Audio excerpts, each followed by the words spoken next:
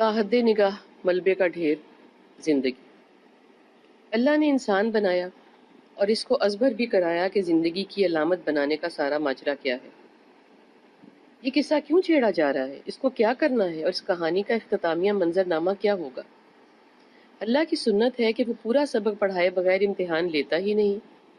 साहिब इंसान को सजी सजाई दुनिया में जो इसके इंतज़ार में खड़ी थी, इस्तकबाल को बता सिखा के भेजा। इस्तकबाल तो किसी बड़ी हस्ती का ही किया जा रहा था और सजावट भी मोतबिर शख्सियात के एहतमाम में थी। सो इंसान साहब को खुद का रुतबा और मकाम मालूम था। इसने आओ भगत को खूब सराहा। सराहते सराहते ये इंसान भूल गया कि जिस शय की वजह से इसकी इतनी इज्जत है, इसका तो ध्यान करे, बचा के रखे। वो जान ही ना सका कि किरदार खत्म हो जाएगा तो इज्जत, दौलत, माल, दुनिया और आखिरत सब चला जाएगा। इंसान की इज्जत इस वजह से थी कि इसने अल्लाह ताला से माफ़ी मांगी, अल्लाह पाक ने कबूल फरमाई और इसको दुनिया में भेजा, इस तवक्को के साथ कि वो जो अहकामात लेके आया है इसकी खुद भी मश्क करे और फैलाए भी। एक और भी इंसान के साथ ही मोहलत लेकर आया था मरदूद। वो हर वक्त ताक में रहा कि माफ़ी तो हो गई है मगर कब तक। इंसान भूलेगा ही, ये वरगलाया ही जाएगा, भले पहले कम तादाद में और आहिस्ता आहिस्ता ये नफरी बढ़ जाएगी। फिर क्या बंदा, कहाँ की बंदगी और कहाँ की इज्जत। आखिर वो रांदे दरगाह जीत ही गया। इस्लाम की दुनिया में इंसान कसरत से ऐसा ही हो गया है। वो भूल गया है कि आखिर इसको अक्सर और बेशतर खल्क पर अल्लाह ने अशरफ किया, इसकी लाज भी डबो दी इंसान ने। इंसान की अल्लाह को भूलने की खबरें तारीख में तो बहुत मिलती हैं, पर अब जो इंसान के खुद के धरे खिलाफ इंसान ने कर डाला है, इसकी तो इंतहा ही हो गई है। शर्म तुमको मगर नहीं आती। दूसरों को तो डबोता है ही, मगर खुद का जो हशर कर रहा है इसकी मत पूछो है दोस्तों। इसने खुद का वजूद ही उतार के रख दिया है किसी ताकी में, रूह को नंगा कर रखा है।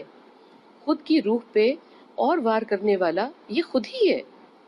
इसको इब्लीस के हाथों खुद के धरे जाने का मालूम ही नहीं पड़ता, या इसने ठान ही लिया है कि लोह लगानी है तो इससे जिसके लिए दायमी जहन्नम का ऐलान हो चुका है।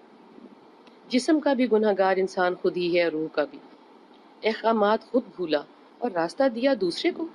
अब सारा इल्जाम इस पर ही डालती है इंसानियत। वो तो अल्लाह से मोहलत लेकर आया, वो तो वादा निभा रहा है। इंसान भी तो इस्तगफार कहकर आया था।